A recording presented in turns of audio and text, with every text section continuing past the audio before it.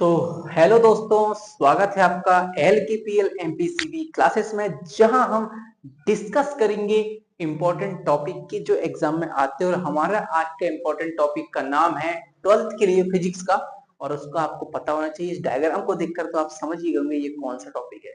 ये है आपका निरक्षीय स्थिति। वैद्युत द्विध्रुव के लिए निरक्षीय स्थिति के लिए तीव्रता को ज्ञात करना पड़ता है बिंदु पी पर, ठीक है ना। तो हमको इसको सॉल्व करना स्टार्ट करेंगे। चलो हम पहले इसका डायग्राम बना लेते हैं, फिर इसको हम सॉल्व करना स्टार्ट करेंगे। निरक्षीय स्थिति एग्जाम में बहुत बार पूछा जाता है एग्जाम में, तो आप इसकी तैयारी अच्छे तरीके से करें, ठीक है ना। और अच्छी स्थिति पूछा जाता है, ठीक है ना।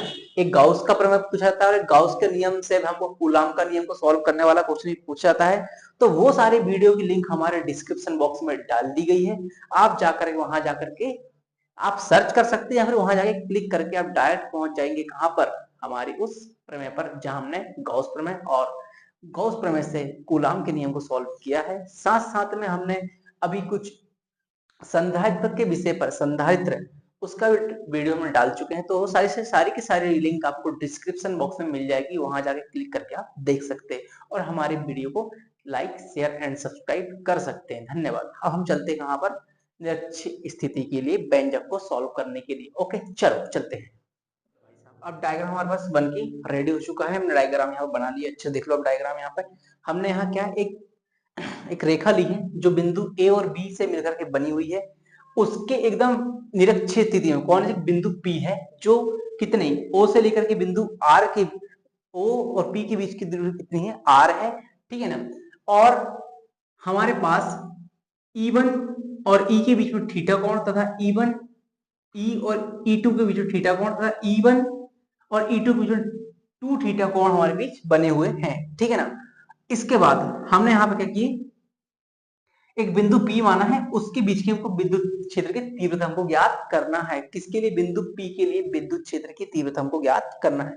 इसी को हम कहते हैं अच्छी स्थिति, ठीक है ना। हमको पता है बी से लेकर के ए तक की बीच की दूरी कितनी है, 2l है। कितनी है, 2l है। इसका मतलब यह है कि ओ से लेकर के ए तक की बीच की दूरी कितनी l है, और बी से लेकर ओ तक की दूरी कितनी है, l है। हम ये मान करके चलते हैं, ठीक है ना। यहाँ पर बिंदु बी पर थीटा कोण कितना है, बी है, और यहाँ पर थीटा एक कोण में अपने को दिख रहा है, ठीक है ना। इन पर चार्ज कौन सा है, बिंदु बी पर माइनस का चार्ज, और बिंदु ए पर प्लस क्यू का चार्ज है। इसकी सारी की सारी थ्योरी पर लिख लेते हैं, ठीक है ना। लिखूंगा मैं, माना, यहाँ लिखने स्टार्ट कर रहा हूं, ठीक है ना। माना माना ए बी एक क्या है, वैद्युत द्विध्रुव है। क्या है, एक वैद्युत द्विध्रुव है। एक वैद्युत द्विध्रुव है जो जो किस चिन्ह का बना है, प्लस क्यू और माइनस क्यू, जो प्लस क्यू और माइनस क्यू आवेश आवेश से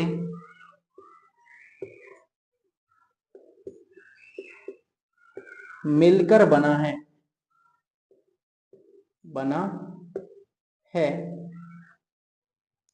इसकी बीच की दूरी,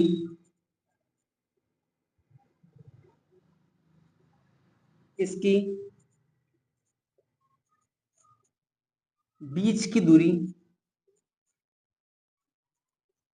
कितनी है, 2l है, 2l है। तथा तथा O से P के बीच की दूरी कितनी है, बीच की दूरी r है। तो तो हमें तो हमें बिंदु किसकी, बिंदु P पर वैद्युत क्षेत्र की, P पर वैद्युत क्षेत्र की तीव्रता ज्ञात करना है। तीव्रता ज्ञात करना है। ये स्टार्ट में यहां से करना है। सारी थ्योरी अपने यहाँ पे लिख दिया हूँ। अब अच्छे दिख रहा है, दिख रहा है, दिख रहा है, एक बार चेक कर लेता हूँ मैं, ठीक है ना। ओके, दिख रहा है, ठीक है ना। अब मैं थोड़ा सा लाइन खींच लेता हूँ ऐसे प्रकार से, ठीक है ना। देखो लाइन लगेगी। अब मैं इसकी थ्योरी सारी की सारी यहाँ पे सॉल्व करना, डेरिवेशन करना चालू करने वाले हैं। अब यहाँ डेरिवेशन इसका स्टार्ट होने वाला है, ठीक है ना। तो चलो भाई डेरिवेशन स्टार्ट करते हैं। क्या बोलेंगे अपन, बिंदु ए पर वैद्युत क्षेत्र की तीव्रता, ठीक है ना।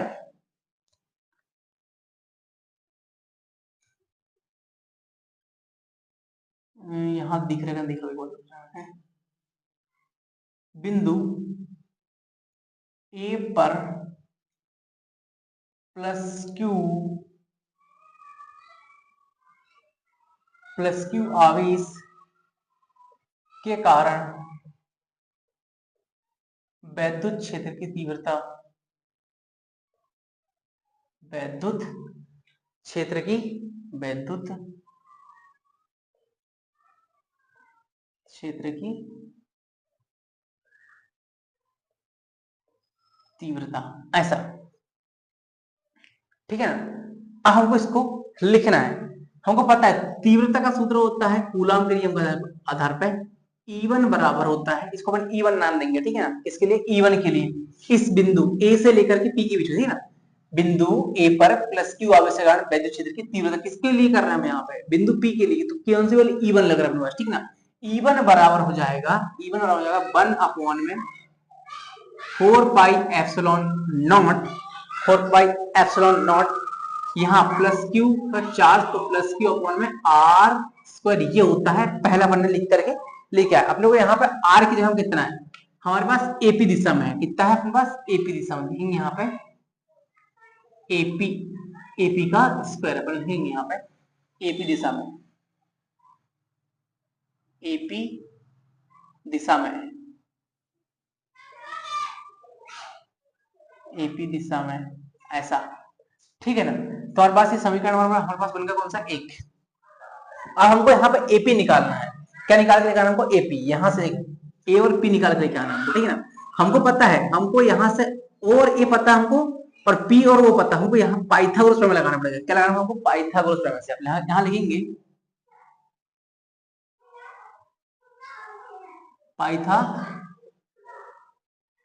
पाइथागोरस प्रमेय से,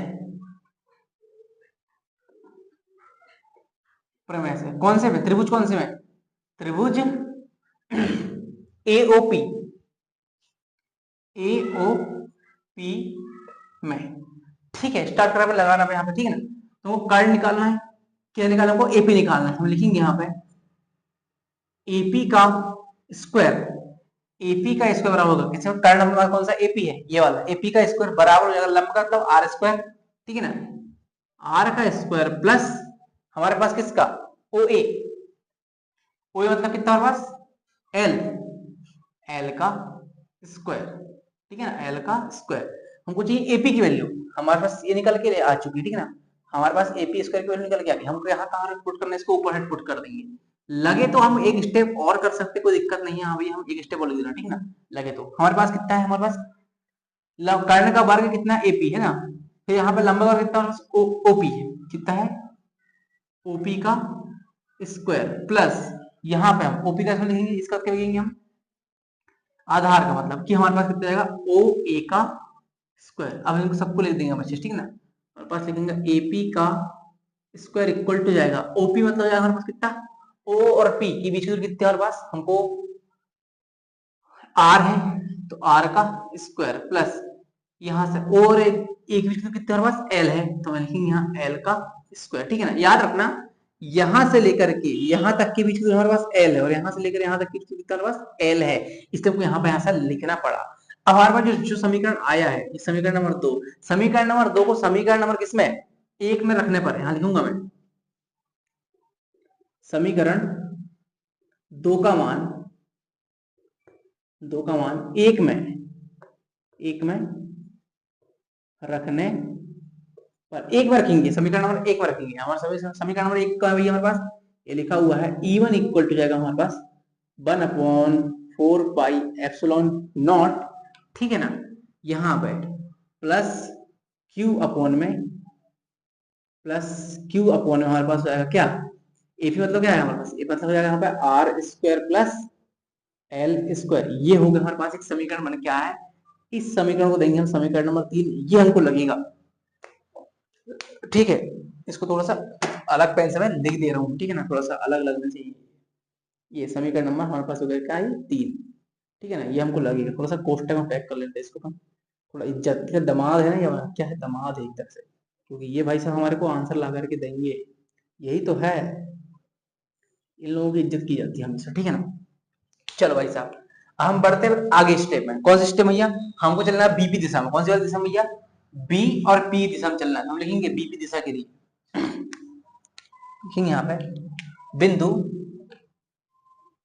लिखूंगा मैं बिंदु बी पर वैद्युत क्षेत्र की तीव्रता माइनस क्यू आवेश के कारण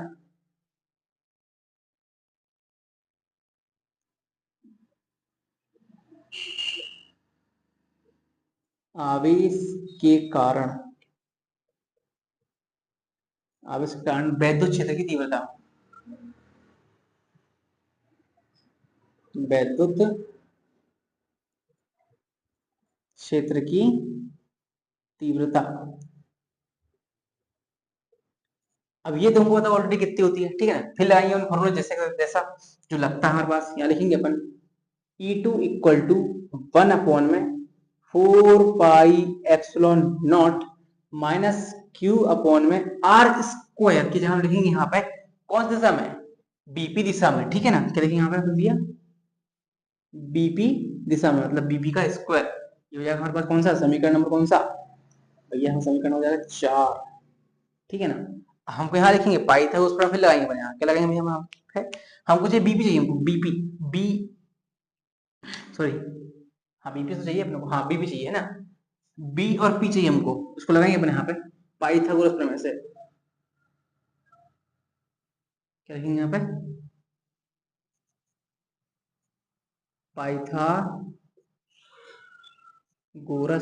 पाइथागोरस प्रमेय से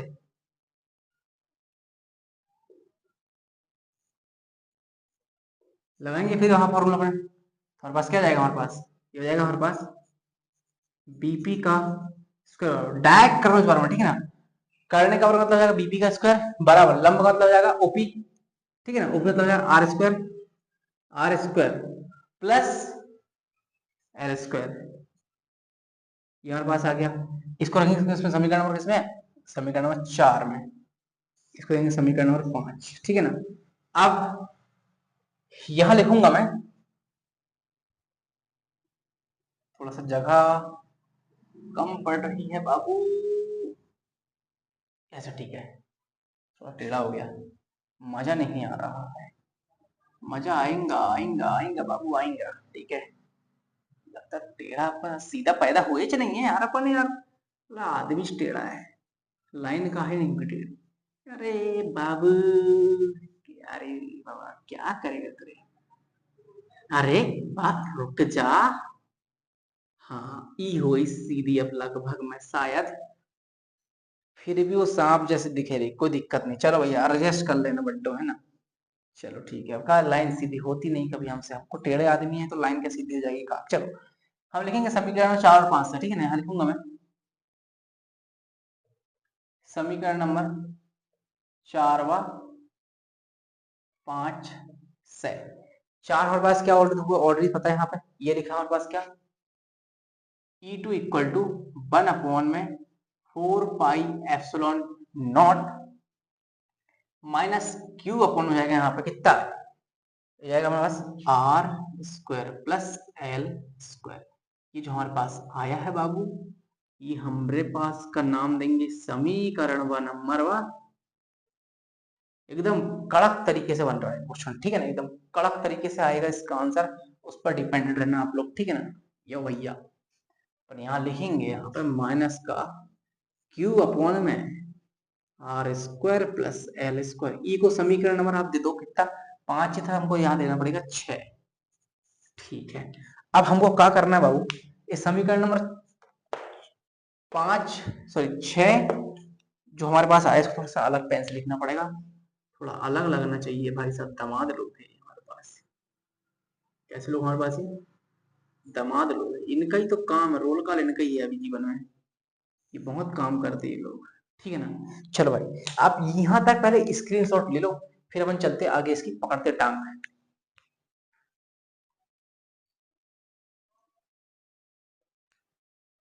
चलो हो गया होगा लिखकर आपका, है ना। मैं एक काम करता हूँ, ये समीकरण नंबर 3 और समीकरण नंबर 4 को बचा लेता हूँ, बाकी सबको मैं क्लीन कर दे रहा हूँ, ठीक है ना। तो पहले मैं क्लीन कर देता हूँ, मैं समीकरण नंबर 4 और समीकरण नंबर 5 को हम बचा लेते हैं, समीकरण नंबर 6 और समीकरण नंबर 3 को हम बचा लेते हैं, बाकी सब क्लीन कर देते हैं, ठीक है। हे राम जी बड़ा दुख दीना, चलो यार।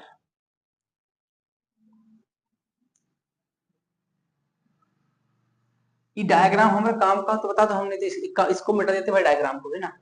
लग नहीं रहा तो एक काम मिटा ही देते इसको, और कहा लग रहा अपने को, है ना, इसको भी थ्योरी भी मिटा देते इसकी, है ना, क्योंकि ये लग नहीं रहा अपने को यहाँ। अपने को जहां भी लगेगा आप एक काम करेंगे, फोटो खींच करके डाल देंगे तुम्हारे लिए, कोई बड़ी बात थोड़ी है अपने लिए बाबू, इसको करना सॉल्व, है ना। चलो ठीक है ना, ये भी हमको मिटाना पड़ेगा। ठीक है, एक काम करें, समीकरण नंबर 3 और 6 वहां लिख देते ताकि हमको दिक्कत ना आए, है ना। बाकी सारे डायरेक्शन अपन यहाँ कर लेंगे, अपन आसान हो जाएगा अपने लिए, थोड़ा सा इजी हो जाएगा, ठीक है ना। यहाँ लिखेंगे अपन यहाँ पे E1 इक्वल टू कितने हमारे पास 1/4 pi epsilon not plus Q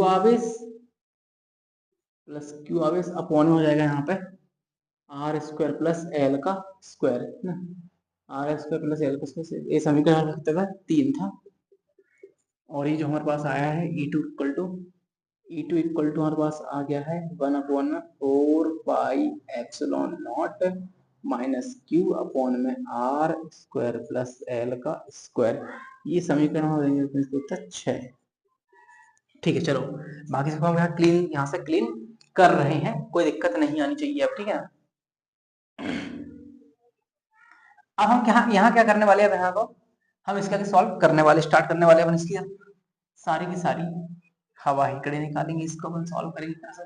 हमारे पास अब ये डबल लाइन बन जाएगी हमें यहाँ पे, ठीक है ना, ताकि हमको दिक्कत ना आए। हमको यहाँ पे इसके डबल लाइन को अपन ड्रॉ कर लेते हैं एकदम बराबर, एकदम बीच में एकदम, ताकि हम यहाँ पे 2 बार का काम एक बार में निपटा देंगे, बार बार इसको लाइन खींचने वाला काम नहीं करेंगे, ठीक है ना। एक साइड अपन इधर सॉल्व कर लेंगे और बाकी कुछ बचा वाला इस साइड हम सॉल्व कर लेंगे, ठीक है ना। चलो भाई हम बढ़ते हैं आगे, कहाँ तक चल रहे हैं, समीकरण नंबर 3 समीकरण नंबर 6 अपन निकाल के लेके आ गए, इन समीकरण को अपन यूज करेंगे, ठीक है ना। यहाँ लिखेंगे अपन कि भैया समीकरण समीकरण कौन सा, 3 और व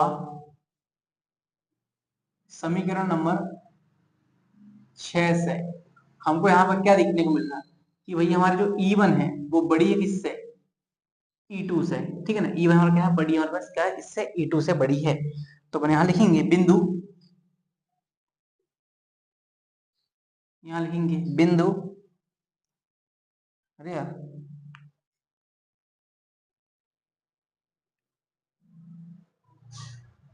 बिंदु P पर परिणामी परिणामी तीव्रता परिणामी परिणामी तीव्रता क्या हो जाएगा, ये परिणामी तीव्रता मतलब पूरी तीव्रता कितनी जाएगी अपने पास, तो यहाँ हो जाएगी हमारे पास E इक्वल टू जाएगा 2। अब देखो हमारे पास, अब सारी को जोड़ेंगे यहाँ पर, ठीक ना, E1 प्लस E2 इस प्रकार से हम जोड़ने वाले हैं, ठीक है ना। और यहाँ लिखेंगे cos theta equal to 2 theta upon में 2। अब देखो यहाँ पर E1 E2 ये दोनों तीव्रता है, दोनों ही क्या है, तीव्रता है, तो अपन यहाँ लिखेंगे कि E बराबर हो जाएगा E1 E2 बराबर, दोनों बराबर है, तो लिखेंगे 2E1 cos theta by 2 cos cos theta by 2, cos 2 theta, तो 2 से 2 कैंसिल हमारे पास हो चुका है। हमारे पास ई की वैल्यू हमारे पास आ गई, परिणामी तीव्रता 2e1 cos 2e1 cos theta. इसको समीकरण देंगे हम कितना, 6 आया था, ये हमारा समीकरण नंबर 7। ठीक है, ये आया हमारे पास क्या, समीकरण नंबर 7। अब हमको इस समीकरण नंबर 7 को थोड़ा सा शहजादे की तरीके से उसको पैक कर देंगे थोड़ा सा, क्या ये भाई साहब की बहुत काम है, अब इसके जीवन में इसकी एंट्री होने वाली है। हम क्या करेंगे, यहां पर समीकरण नंबर 7 में समीकरण नंबर किसकी, कौन से, E1 की वजह रखने पर समीकरण नंबर यहां लिखेंगे, अपन अलग पेन से आते हैं, अब यहाँ पे यहां लिखेंगे समीकरण 7 में समीकरण नंबर कौन से, 3 का मान रखने पर, मान रखने पर, समीकरण नंबर 3 में मान रखे हुए, मान रखने पर कब मान किसमें रखेंगे, 7 में रखेंगे, तो यहां जाएगा हमारे पास कितना, E बराबर, थोड़ा सा नीचे लिखेंगे यहाँ पे, E बराबर 2, E1 की वैल्यू हमारे पास कितनी है, हमारे पास है 1 में 4 pi epsilon not Q upon में R स्क्वायर प्लस L का स्क्वायर, ठीक है ना, और ये कॉस थीटा तो कॉस थीटा। अब हमारा जो कॉस थीटा है, सिंपल सी बात ये है कि हमारा जो कॉस थीटा वो एकदम परपेंडिकुलर है, ठीक है ना, कॉस थीटा हमारा कैसा है, परपेंडिकुलर है, मतलब कि एकदम समकोण है, ठीक है ना। तो यहां लिखेंगे समकोण त्रिभुज, यहां लिखूंगा मैं समकोण त्रिभुज, कौन समकोण त्रिभुज भैया, AOP, कौन सा AOP में, AOP में, ठीक है ना, cos थीटा बराबर, cos थीटा बराबर, आपको पता होना चाहिए त्रिकोणमिति में हम लोग पढ़ते हैं, 10th क्लास में आप पढ़ के आए हो, लाल बटे कक्का आपने पढ़ के आए हो, है ना, वहां से अपन स्टार्ट करेंगे इसके आंसर, लाल बटे कक्का से, है ना, ठीक है, लाल बटे कक्का, ठीक है। हमको चाहिए कॉस का मान, ये हमारे पास साइन होता है, हमारा कॉस होता है, ठीक है ना, ये होता है हमारे पास साइन थीटा, और हमारे पास होता है कॉस थीटा, को कॉस थीटा होता है आधार बटे कर्ण होता है, क्या होता है हमारे पास, आधार बटे कर्ण होता है हमारा कॉस थीटा, ठीक है। तो कॉस थीटा हो जाता है आधार, आधार मतलब क्या है हमारे पास, ये ओपी, लेकिन यहाँ पे ओ ए, ओ ए बटे आधार बटे कर्ण, हमारे पास कितना है हमारे पास ये, तो पी ए आया है, तो पी ए, पी ए हमारा कितना निकल गया, हाँ जस्ट अब भी निकाले बनने पी ए, पी ए हमारा निकल के आया था, कहाँ गया हमारा पी ए, ठीक है, इसका अपन ने अभी निकाल के लेके आया था, पी ए हमारे पास ये तो है, पी ए है ना, एपी दिशा में, एपी दिशा हमारी, हाँ यही है, एपी दिशा है, पी ए दिशा में, ठीक है ना, बात यही है, और बस ये आ जाएगा हमारे पास कितना, R square plus L square आएगा, ठीक है ना। चलो अपन यहाँ लिखेंगे, अगले स्टेप में अपन यहाँ लिखेंगे, इसको मिटाने का काम हो गया, इसका काम तो इसकी जिद खत्म हो चुकी है, यहाँ लिखेंगे अपने यहाँ पे cos थीटा इक्वल टू ए ओ, ओ ए अपना क्या हमारे पास, ए ओ हमारे पास जो निकल के आया था वो आया था हमारे पास कितना, R square plus L square upon में कितना आएगा, पी ए, ओहो, ओ ए अपना क्या था, सॉरी, ओ हमारे पास कितना एल है, एल अपॉन में ओ पी ए, पी देखो हमारे पास कितना है, हमारे पास पी ए हमारे पास आया था R, R square plus L square, ये हमारे पास कॉस्ट थीटा की वैल्यू हमारे पास आ चुकी है ये वाली, ठीक है। इसके वैल्यू हम समीकरण किसमें रखेंगे भैया, इसको समीकरण नंबर 2 आप 8, ठीक है ना, यहां लिखूंगा मैं, यहां लिखूंगा यहाँ पे कि समीकरण, समीकरण 8 में किसका, ये 9 वाला, इसको 9 दे दो, समीकरण 9 का मान रखने पर, मान रखने पर ऐसा ठीक है, अब समीकरण 9 का हम यहाँ पे मान रखेंगे, तो यहाँ लिखेंगे E बराबर 1/, में 4 पाई एप्सिलॉन नॉट, ठीक है ना, Q अपॉन में R square plus L square, ठीक है ना, R square plus L square.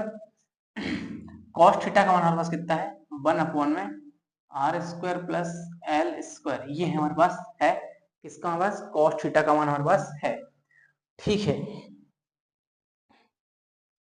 Okay, cos theta का मान निकाल के लिखे तो करनी में आता, सॉरी काय में आता है, ये करनी में आता है, ठीक है ना, हाँ करनी में आता है, वर्ग थोड़ी लगा रहे इसका, हाँ करनी में आएगा।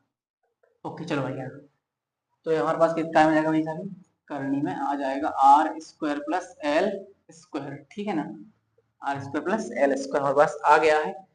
अब हमको यहाँ पर गुणा करना है, ठीक है ना, ये एल है भैया ना, ये एल है दादा, एल है ना, तो हमारे पास ई बराबर हो जाएगा हमारे पास कितना, 2 भी हमको दिख रहा है, क्यू भी हमको दिख रहा है, और एल भी हमको दिखाई दे रहा है, ठीक है ना। बाकी तो इसके बटे में लिखेंगे 4 pi epsilon not Q upon में, ओहो,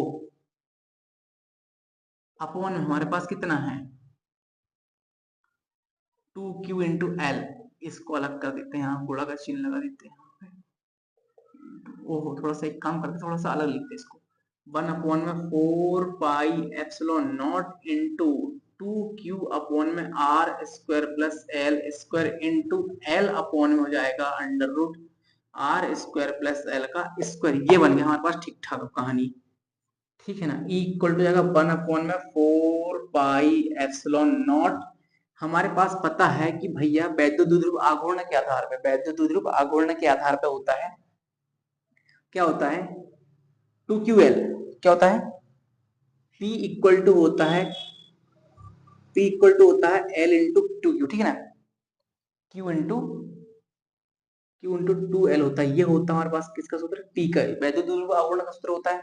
तो यहाँ पे दिख रहा हूँ, क्या दिख रहा है हमको यहाँ भैया, यहाँ पे लिखेंगे अपन 2 sorry Q into 2L upon में, ये दोनों एक साथ हो जाएंगे तो हमारे पास R square plus L square upon में 3/2 का होल स्क्वायर पर लगा देंगे, यहाँ पे पूरे की पावर लगा देंगे अपने को यहाँ पे, ठीक है ना।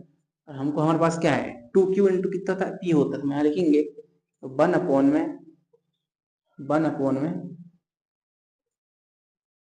4 pi epsilon not into P upon हो जाएगा यहाँ पर R square plus L square पूरे की घात 3/2, ठीक है। अब यहाँ पर L is very less than, यहाँ लिखूंगा मैं L is sorry R is greater than is L is the very less then in R, ठीक है ना। तो अपने यहाँ पे लिखेंगे इसको, समीकरण दो अपने कितना 10, ठीक है ना। तो समीकरण नंबर 10 से समीकरण नंबर 10 को क्या निकल रहा है, वो हमारे पास निकल के आ रहा है E इक्वल टू 1/, में 4 पाई एप्सिलॉन नॉट, ठीक है ना, 4 pi epsilon not into P upon में हमारे पास सिंपली यहाँ पे दिख रहा है, क्या दिख रहा है हमको सिंपली भाई, यहाँ पे हमको यहाँ पे दिख रहा है, ये हो जाएगा हमारे पास आर स्क्वायर की पावर 3/2। सिंपली हमको यहाँ पर अगली स्टेप के लिए मैं थोड़ा सा यहीं पे लिख देता हूँ इसको, बचा वाला ये आ जाएगा हमारे पास E इक्वल टू 1/, में 4 पाई एप्सिलॉन नॉट, ये हो जाएगा P अपॉन में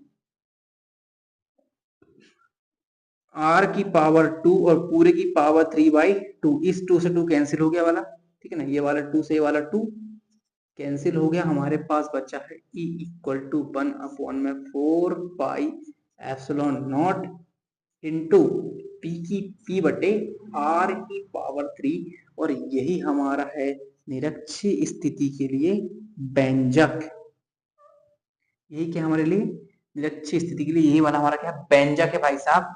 इसको मैं थोड़ा सा सिस्टोमेटिक तरीके से यहाँ लिख दे रहा हूँ कि हमारे पास क्या आया था आंसर में, ठीक है ना। बाकी इस सबका पूरा मिटा दे दूँ मैं इसी के, एक काम करो पहले स्क्रीनशॉट लो आप पहले यहाँ तक, तो पहले ओहो दिख भी नहीं रहा है, मतलब लिखना ही पड़ेगा भैया मेरे को इस साइड में। हाँ। इसको भी थोड़ा सा लिखना पड़ेगा, इधर को थोड़ा सा अर्जेंट करके एडजस्ट करके ऐसा लिखना पड़ेगा। P इंटू 2L है ना, P into Q into sorry P बराबर होता है 2Q इंटू 2L होता है, ये लिखना पड़ता है ना यहाँ पे।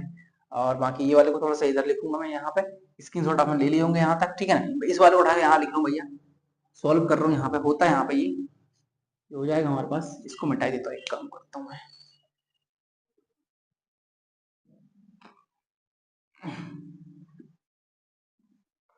हमारे पास जो आया उसको हम आंसर के रूप में लिख देते हैं यहाँ पे। यहाँ पर पास हमारे पास आ चुका है E equal to 1/4 pi epsilon not into P upon में हमारे पास कितना आया था, R का स्क्वायर और 3/2 ऐसा आया था, ठीक है ना। इसको थोड़ा सा अरेंज करके लिखते हैं अपन, तो यहाँ हो जाता है 1/4 pi epsilon not into P upon में हो जाएगा यहाँ पे R square into 3 into R square, अरे यार क्या हो रहा है, R स्क्वायर इंटू 3/2, ये 2 से 2 कैंसिल हो चुका है। हमारे पास E इक्वल टू हो जाएगा हमारे पास कितना, 1/4 pi epsilon not into P upon में R की पावर 3, और यही हमारा निरक्षीय स्थिति के लिए क्या था, एक व्यंजक निकल के आ चुका है। ये हमारा निरक्षीय स्थिति के लिए व्यंजक, ठीक ना, यही है बिंदु P पर निरक्षीय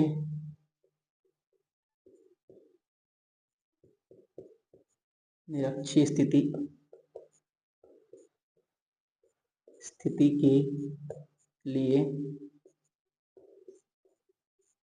के लिए व्यंजक, ठीक है। चलो भाई अब यहां तक स्क्रीनशॉट ले लो, हमको यही लिख करके आना था अब तक ना।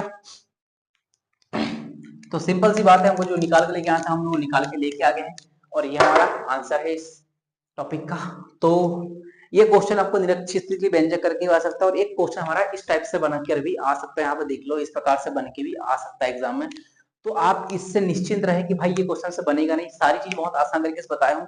आप एक बार में, दो बार में, तीन तीन बार अगर रिवीजन करोगे तो इसका आराम से आपसे बन जाएगा, ये कोई दिक्कत नहीं। बस हमको इसका जो सूत्र है, सॉरी सूत्र बोल रहा हूँ, इसका जो डायग्राम है, डायग्राम आपको सही तरीके से आना चाहिए बनाते, ठीक है ना। यहाँ पर लिखेंगे बी ए लिख देना, ठीक है ना, उनके बीच की दूरी कितनी लिखेंगे अपन, 2L लिखेंगे, फिर उनको बीच में तोड़ दो, पी और ओ लिखेंगे अपन, लंबाई उनकी बीच की दूरी, ठीक है ना। फिर वहां पर सबसे शुरुआत में आपको देना E1 का नाम, तीव्रता को लिखेंगे E1 लिखेंगे, नीचे वाली E2 लिखेंगे, और बीच वाली आपकी रहेगी E।